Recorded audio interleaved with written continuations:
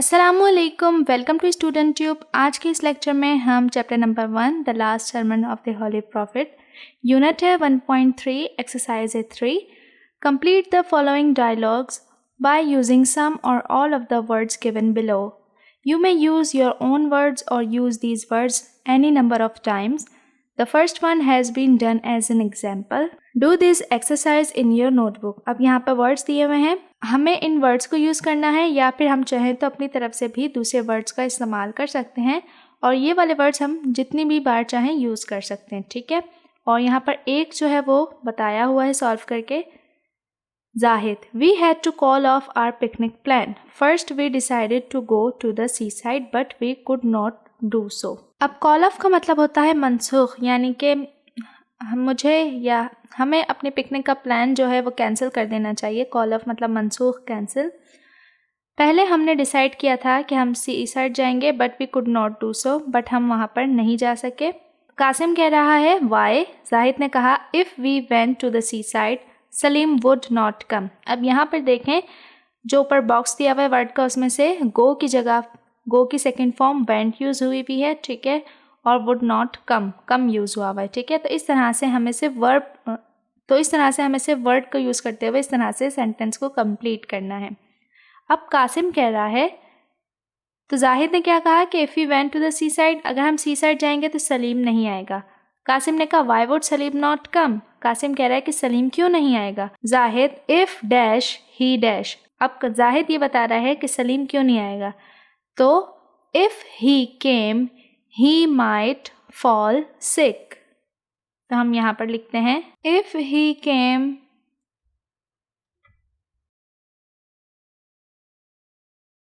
He might fall sick, ठीक है। केम के बाद यहाँ पर कॉमा है और आगे ही हमें दिया हुआ है, ठीक है। अब कासिम कह रहा है you don't fall sick when you swim. क्या तुम बीमार नहीं पड़ते जब तुम तैरते हो, स्विम करते हो। जाहिद ने कहा Salim's heart is week he dash if he dash. अब ये कह रहा है कि सलीम का जो दिल है वो कमज़ोर है। ही डैश यानी कि he could fall sick if he swim. अगर सलीम जो है वो तैरेगा, स्विमिंग करेगा, तो क्या होगा कि वो बीमार पड़ सकता है। हम यहाँ पर लिखेंगे, मतलब इस डैश का जो आंसर है वो आएगा he could fall sick, he could fall sick if he swim, ठीक है। तो यहाँ पर हमें सेकंड कंडीशनल सेंटेंस के मुताबिक ही सेंटेंसेस को कंप्लीट करना है, ठीक है। अब है यहाँ पर, अब कासिम कह रहा है you could have gone to the park. तुम लोगों को पार्क जाना चाहिए। Zahid Tahir and Salman said if we dash they dash. तो जाहिद कह रहा है कि ताहिर और सलमान ने कहा कि अगर हम, तो यहाँ पर क्या आएगा if we went to the park they would not join. अगर हम पार्क जाएंगे तो फिर वो हमें ज्वाइन नहीं करेंगे। If we went to the park, they would not join.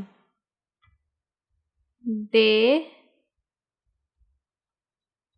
would not join. ठीक है।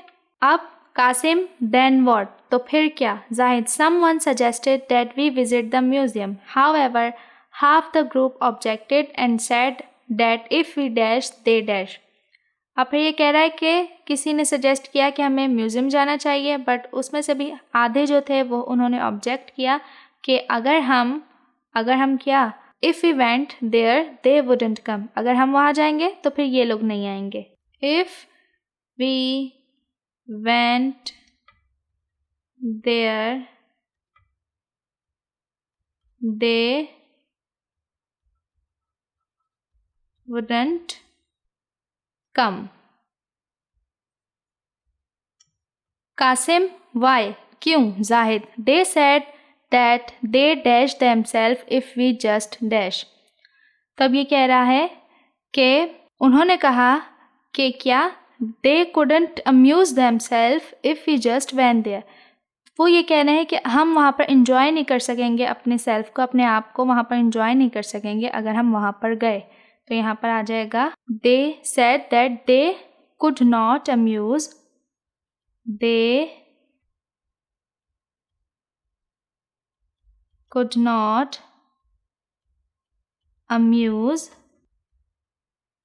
themselves if we just went there. If we just went there. Kasim, they were right. वो सही हैं।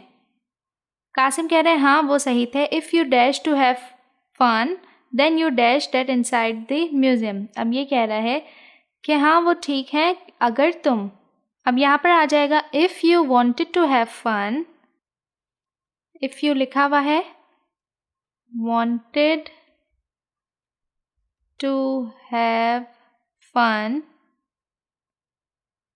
then you wouldn't get that, then you wouldn't get that inside the museum. ठीक है। अब Zahid so if we dash to please everyone, we dash on a place to go, hence the plan was dropped. If we had to please यानी कि खुश करना चाहते हैं सबको, we wouldn't enjoy on a place to go, hence plan was dropped. तो हमने plan को ड्रॉप कर दिया। तो यहाँ पर जो है हमारी एक्सरसाइज 3 जो है वो कंप्लीट हो गई। बेसिकली इसमें फिल इन द ब्लैंक्स दी हुई थी जो कि हमें टाइप 2 कंडीशनल सेंटेंस के अकॉर्डिंग फिल करनी थी। ठीक है। अब यहाँ पर एक्सरसाइज 4 है work in pairs and correct the punctuation and capitalisation in the following passage, here are some tips on how to do it. अब यहाँ पे पंक्चुएशन लगानी है और जो वर्ड कैपिटल होना चाहिए वो हमें करना है। स्टेप 1 है read each paragraph and identify where each sentence is getting completed, mark that part, read again to see whether it is question or a statement. If it is a question, put a question mark, otherwise put a full stop. तो यहाँ पर एक एक करके हमें paragraph पढ़ना है और देखना है, पूरे सेंटेंसेस को पढ़ना है। अगर वो क्वेश्चन है तो हमें क्वेश्चन मार्क लगाना है, अगर वो सिंपल सेंटेंस है तो फिर हमें फुल स्टॉप लगाना है। Read each sentence again to see where commas and apostrophes are needed, और फिर अगेन हमें सेंटेंस को पढ़ना है कि वहाँ पर कॉमा लग रहे हैं या फिर एपोस्ट्रॉफीज हैं। ठीक है। स्टेप 3 है check and put the capital letters.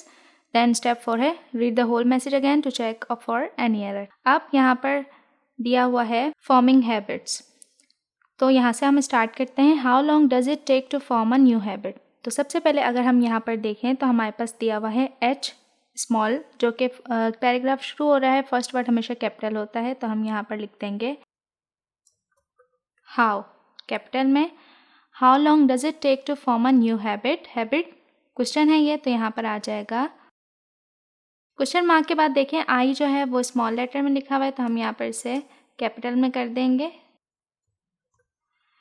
Look for an answer the same way most people do now days. अब यहाँ पर कह रहे हैं कि कितना टाइम लगता है किसी भी आदत को बनाने में, तो इसने क्या किया, I look for an answer, मैंने आंसर की तलाश की, the same way most people do now days, same उसी तरह से जिस तरह से आजकल जो लोग हैं वो तलाश करते हैं आंसर। तो यहाँ पर देखें I looked for an answer, तो यहाँ पर हम डाल देंगे comma, the same way again comma आएगा क्योंकि सेंटेंस जो है यहाँ पर स्टेटमेंट जो है चेंज हो रही है। The same way most people do now days, तो यहाँ पर हमारा जो सेंटेंस से ख़त्म हो रहा है फुल स्टॉप आ गया। ठीक है,